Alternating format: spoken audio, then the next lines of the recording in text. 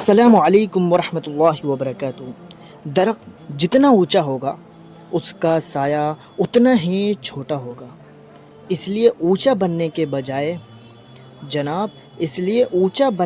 بجائے دنیا میں بڑا بننے کی کوشش کریں، کیونکہ درخت جتنا اونچا ہوگا اس کا سایہ اتنا ہی چھوٹا ہوگا۔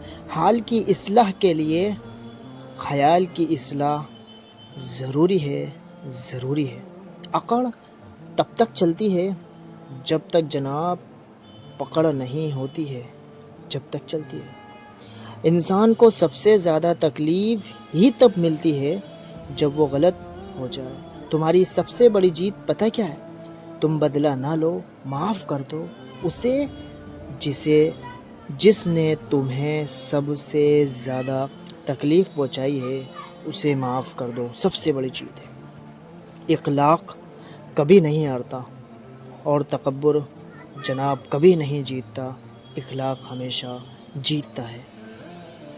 ان کی خاموشیوں سے ڈرو جن کا آپ نے دل دکھایا ہے، کیونکہ اگر انہوں نے کچھ کہا نہیں یا کیا نہیں تو بدلے میں اللہ ضرور کرے گا۔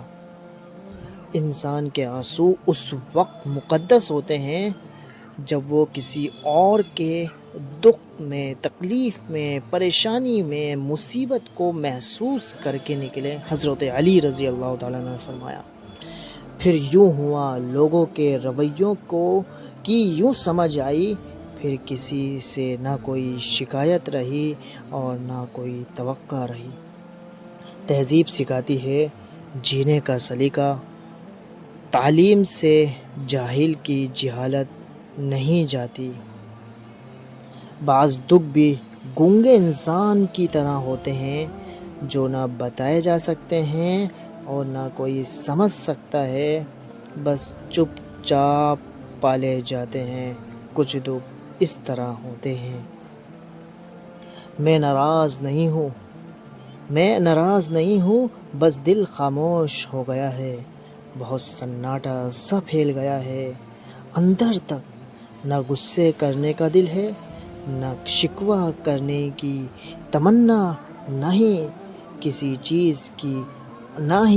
چیز کی ضد ہے، اور نہ ہی کوئی شکایت ہے اور نہ ہی کوئی شکوہ ہے۔